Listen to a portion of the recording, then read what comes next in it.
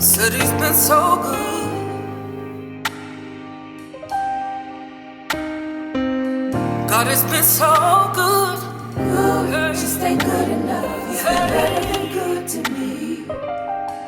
God. We all need prayer. Yeah. And it's just confirmation. God is definitely in the room right now. Absolutely. That's why girl, keep going. You know, like, I ain't gonna never stop God from talking. Yeah. I was just saying, I don't know if anybody else felt what she was saying, or like if I felt like some of that was for me as well. Definitely. Because I'm big on the assignment, right? When I went to grad school, one of my teachers was like, okay, God gives us all gifts. We don't know how many, but it's up to us to open them all before we die. So I'm in the, I know, right? I love that lady real bad. Shout out to Dr. James. We love her for that. Real bad. Okay. Real bad. And so that's what I'm doing. I know that there's something in me that the people need. So when I wake up those days where I don't feel like I can, I remind myself, like, obviously I have a family, and I have the kids, and I have a husband and things like that. But there's also somebody looking at me like, oh my gosh, like, I love what you do. I love the positivity that you bring. Like my Instagram name is The Life Speaker. Like, it's literally my thing. I'm a very positive person. I call myself a serial optimist. Like, it's my jam. I love to do the positive things. I love that. I definitely felt like you were speaking to me when you talked about being on assignment and things like that. But also with, dang, I just lost my train of thought. It's okay. Yeah. I'm gonna edit it. It was gonna be good. It's coming. Okay. Get her words out. Please. Get her words out. But you were really just, I don't know, I'm gonna just throw at you what you were saying, because sometimes when you hear it snaps something. But really just saying, like, you know, you feel like, you know, you're on assignment as well, and you got people looking at you, like, I got it. You know, okay. I got it. Shout out to Sky Daddy. One thing that I've learned on my journey, the question as far as like the challenge go, one thing that I've learned is God's will gonna be done regardless. And I know we were talking about your situation going through divorce, and some of us were talking about like the ex-partners and things like that. But when you get married, the enemy is still trying to attack you. Okay. Like we were together for a very long time before we actually got married. Honestly, we've been together since 2011, but we got married 3 years ago. Right? And I feel like the devil tried us even more now than he did before. Because you made it. I'm not going to tell y'all the details of this ridiculous story, but when I tell you looking back, it's like, what was the reason? That, like, none of it made any sense. I'm like, this had to be spiritual. That on top of the amount of prayer that I did in that moment. I know you talked about like praying when you low. Like, I don't think I ever prayed that much in my life. Because I was like, I am over it. I'm so done. Yeah. But this is all, in that moment, that was also the clearest I ever heard God speak, when he was like, that's your husband. And of course, me being a jokester I was like, okay, so when you say, like, I hear you, but are you sure? Then you know he don't repeat himself. And I heard that clear as day. So from that moment, I said, okay, I hear what you're saying. He really did. Like, I said what I said. That's your man. I'm like, all right. So from that moment, I definitely felt like there was a shift in our relationship. And even though it took this horrible, very horrible, terrible thing to happen, there was a positive shift. And both of us decided that, okay, we need to get closer to God. We need to pray a little bit more, because clearly we're being attacked. And it doesn't just affect us, it affects our household. It affects our children and things like that. So yes, you're going to be tested. But like I said, God's will is going to be done regardless. Like the ups and downs and lefts and rights that we took to get to where we are today, y'all will be looking at me and him like, y'all still together? Like, because I know a lot of times we blame it on the man, but my challenge that I'm going to be honest about is taking accountability and being like, oh, it's me. I'm the problem. Oh, how was that? I'm the problem. Okay. All right. Yes. It's me. I am the drama. Sometimes it was me. How was that? That was rough. Growing up in a household where everybody was like, you don't depend on no man for nothing. You depend on yourself. Like, my granddaddy was like, if you don't do nothing else, you make sure you have a job and you have your own money. Like, seeing my mom grow up, seeing my mom be a mom, a single parent. My dad was a part-time dad. seeing my siblings, my aunts weren't necessarily in relationships either. So I don't know what a healthy relationship looked like. So my grandparents got divorced when I was young. And they was old doing all types of crazy stuff too. So I'm like, I don't know what this looks like. So here we are, I meet this man and we meet one time and we've been together ever since. And I'm like, I don't even know how to be a partner. And it took for him to say that. If he was having a hard time expressing his emotions. He was like, I never want to offend you. I never want you to feel bad. Like, because I know you trying, but then I was like, okay, but sometimes I need you to like keep it straight with me. Like, don't beat around the bush. Like, of course, don't be disrespectful, but be honest. Like, speak your truth. And so it took for him to say some things, and for me to be like, oh my God, I do that. Like, ooh, it's me. I'm the problem. I'm the drama.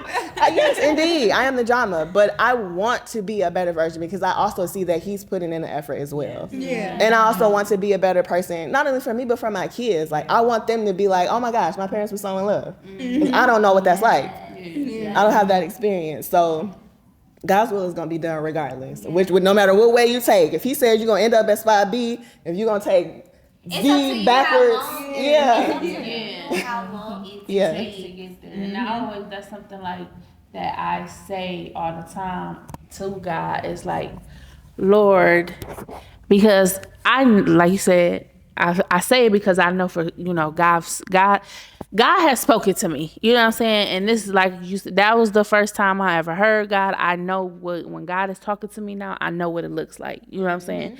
So he has specifically told me, I can't take you into your next season until you do what you're supposed to do. You know what I'm saying? And currently, I'm still, like, that is where I'm at right now, And it's true because, like you said, there is a lot of things, habits I can't take with me there. That would be irresponsible of him to take me somewhere and I can't handle it. You know what I'm saying? Also, I can't be responsible. That's like him putting somebody in my hands, but I'm not ready. You know what I'm saying? I don't want to mishandle nobody that he's given me a sign that he has assigned me to. And I pray about that because I be like, Lord, I don't want to be what's the people? I don't want it to be 40 years. But I don't want it to be 40 years. But like, that's what I mean, rewire your brain and thinking about that. What if year 40 is when you gonna meet the man of your dreams and you can have... It's so many posts about that these days about like, oh, I'm 40, I'm just getting married. I ain't even talking about a man, y'all. I'm talking about my purpose. That's what I'm talking about. Yeah, no. I ain't even talking about a man. I'm talking about my purpose. Like, I don't want to delay my assignment. You know what I'm saying? I don't want to delay my assignment. That's what I mean. You know what I'm saying? You don't want to experience heaven. To piggyback off what she said, in God's will, it's gonna be done in God's will anyway. You know what I'm saying? So I feel like maybe you talk about like delay or whatever like that, because I keep hearing you say that, like, I don't want to delay my purpose. I don't want to delay our purpose. But if it's in God's will, it's gonna be done anyway. Maybe God is the one delaying it because you not where. I feel like when we have our assignment or when we have something that God wants us to do, He's gonna put us at the right place at the right time. You know what I'm saying? And even if the road is gonna be easy, I mean, we all would not be going through anything. You know what I'm saying? You know what I'm saying? So I feel like maybe he's gonna throw things in the road to test us for one, and to learn something, because we need to learn it then before we get to where he want us to be at. You know what I'm saying? So don't look at it like that. You know what I'm saying? I would just say, not to even just point it at you, but you talk about lonely, and that's something I remember I used to tell you all the time. Like, you need to learn how to be alone. Remember I used to tell you that all the time. I should just be like, I'd be like, girl, when you learn to be alone, you gonna have a whole new mindset. You know what I'm saying? It's like you're gonna have like, it's gonna be hard to let somebody in, and not even it ain't even. You know what I'm saying? It's like I don't even want to be bothered. You can see you're gonna be able to see like that first time and be like, you're not it, because because that's how I am right now. Like right now, I do not like. It's hard. I won't even tell the person where I live at. Okay, like a person that texts me good morning, I don't even want to be bothered. Like, I'm not even responding back because we just not. You just when you learn to be alone and be happy within yourself. When you learn to be alone and just be happy within yourself, it's just hard to let anybody in to disturb that. You know what I'm saying? And you gonna feel it when it's just not right. I should say. You know, It's easily to. it's easy to detect it. And I used to tell her that all the time, and she'd be like, "Man," and it's just like it's like watching her go through it. Is like, wow. You know, because I remember we was at work one time and she was like, "Nah, I see what you're talking about. Yeah, you see what I'm talking about, you know?" But you develop a newfound confidence too in yourself. Like, yeah. literally, Yeah, nobody penetrated. exactly. And while we on this question real quick, I'm gonna just answer because I've been sitting here and I'm just like, where am I in a healing journey? You know, sometimes you don't even know you healing and you healing. You know, so what I would say is in my healing journey, it's just probably allowing somebody to even like be in my space. And you had said like you grow up and you learn how to be independent. You don't depend on a man for nothing and da da da. And that's me, you know. And so it's like I'd rather handle all of this by myself rather than let somebody in that could probably be genuine or probably actually be worth something or worth being in my space. But it's just like it's like peace over anything. I don't want nobody to just mess up my peace. I don't even want to take the chance. So I guess in my healing journey, I'm learning to probably just give people a chance. Yeah. That's good. I'm gonna say. Hey Sasha, can you repeat the question for me? Yeah, share a challenge you are facing that you faced during your healing journey, how if you have overcame it. Okay, so I'm gonna take a little spin. All right, so sorry y'all. A challenge that I feel like I am facing right now is my healing. Everybody talked about different relationships. The relationships, it's hard for me to even get this out because I don't talk about it often, but is with my estranged family. So imagine, it's a lot of toxic narcissism, a lot of just past family secrets and pain that has happened and passed down from generation to jealousy, you name it. And I kind of felt like God was pulling me away. At an early age, I started to feel this, but this is before I even knew what it was. And as I became more, my family is I come from a pastoral background. Like, so as I became a woman of God on my own, like getting to know God for myself, I felt like I was a little different. And that type of loneliness is different. When you are, I feel like I was torn from my roots. Yes. Who am I, God? Because I don't know now. I feel like I was torn from my roots, but my roots were sick. So I'm still in that journey, in that season of, Lord, what do you want me to do? So when you ask, like, what are you struggling with in your healing journey? I struggle with just being in the presence of my family. I don't know how to navigate this. And then what do you do when you're assigned to love somebody who hurt you? How do you show up still? I'm doing a devotional on that because I'm trying to learn it too. Brittany, you got some insight on that? It's like you naturally reject this person and you really want to love them and like have that relationship, but it's something like your spirit is just rejecting, and I understand like it's really hard to try to even process, to even begin to know where do you start with, I guess, repairing a relationship. Would that be?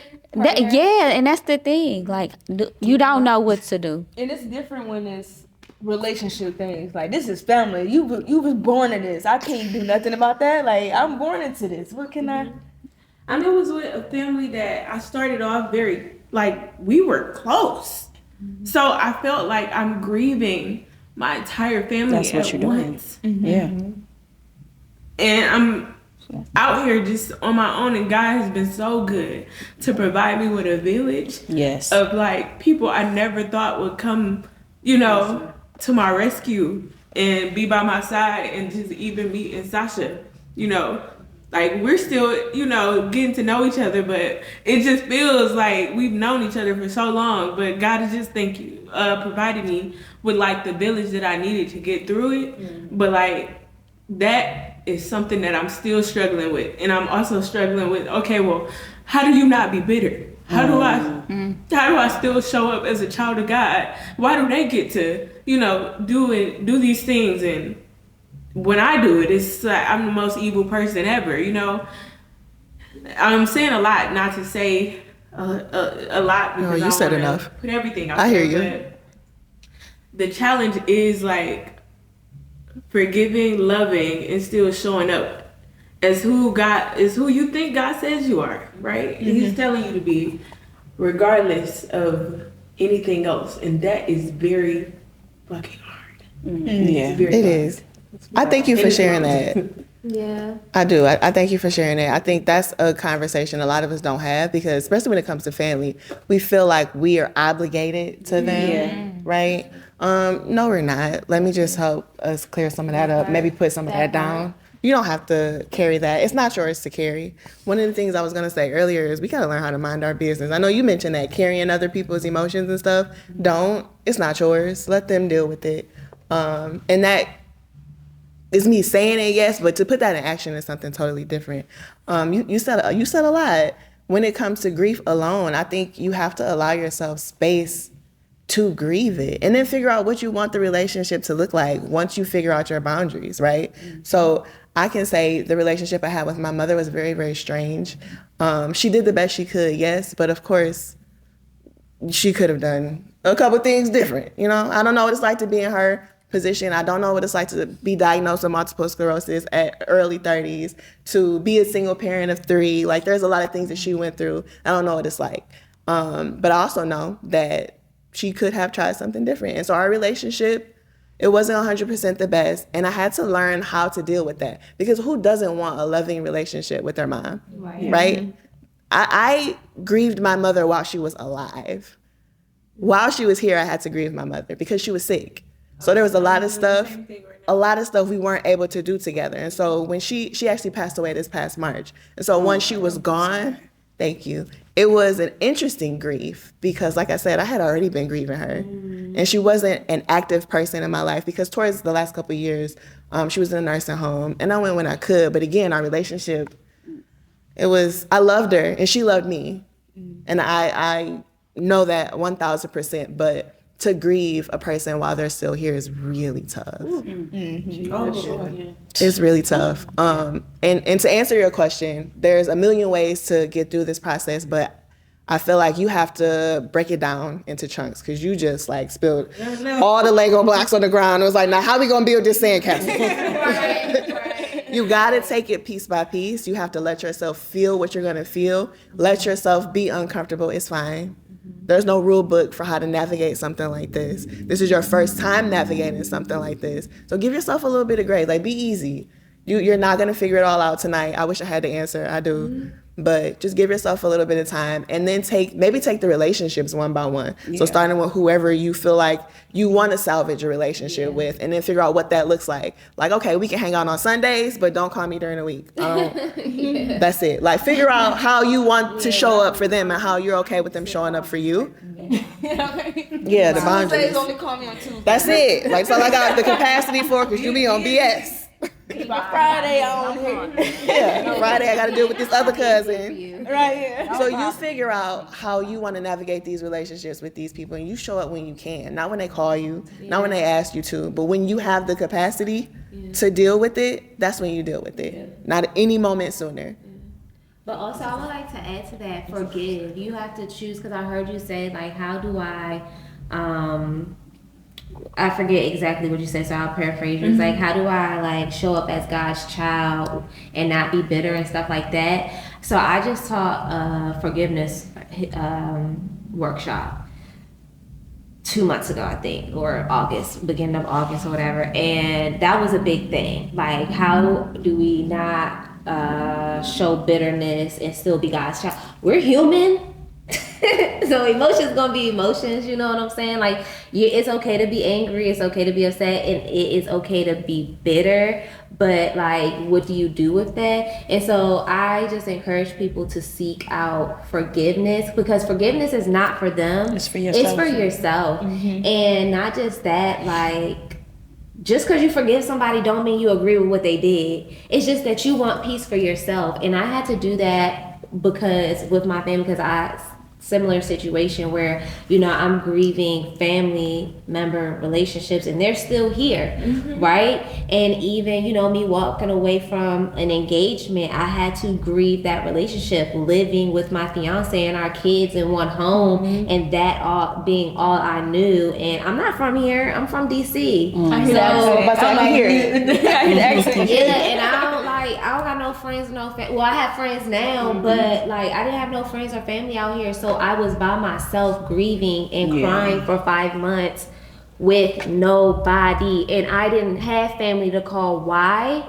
Because of that. You know what I'm saying? And so, like, I had to grieve that relationship, but I had to choose to forgive them. And once I chose to forgive them, it helped me. It helped, and I didn't realize how it was gonna help me. Yeah. And I'm gonna tell you how I did it. I wrote a letter. And I told everybody else that I wrote a letter, and I was so angry. I wrote down everything I felt. I was like, you this, you that, your mama this. She made you. Let it out. Like, boom, bomb. Like, literally, I put it all in writing. But then, after I did that, because this is the most important part, I wrote a letter of forgiveness. And I had to say, I forgive you for doing this. I forgive you for doing this. I forgive you for making me feel like this. I forgive you for publicly embarrassing and humiliating me. I forgive you for this. I forgive you for causing these traumas. I did this for people in my family and for my ex-fiance, right? I did this. And then every time my brain tried to remind me of that hurt and that pain and that bitterness, I would read that forgiveness letter and try to retrain. I had to retrain my brain until my brain recognized, oh yeah, we forgave that person. So now it's like, if every once in a while something pops up, but then I remind myself, hey, you forgave that person, right? Instead of letting the memory replay. You have to just choose to, like, it's so hard. And forgiveness is an everyday decision.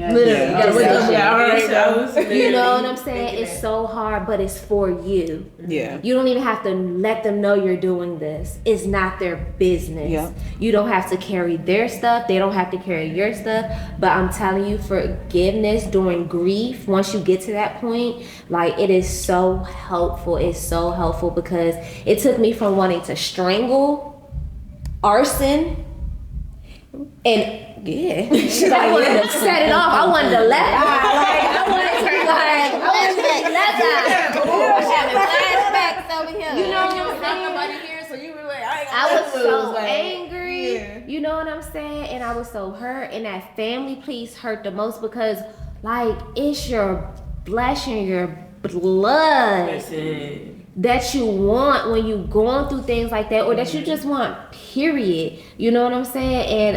And I'm listen, call me too churchy if you want, but prayer changes things.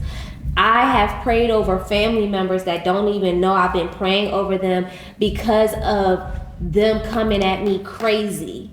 Them just every time, like, it's always Sherelle, it's always a lack of accountability, or like we was talking about ticket time bombing and stuff like that. The narcissism, that pees me off. It does. I can't stand being gaslit. Oh, yeah. Like, so I really had to. That would make me. That don't make me. Oh, yeah. My voice changed. I start getting deep. Don't tell me that. No, seriously. And so I had to really pray and I had to really fast for these things. And I'm starting to see changes in people. And I know it's nothing but God. I never even said I had to stop arguing with these people. Somebody said something today to me earlier today. And you know what I did?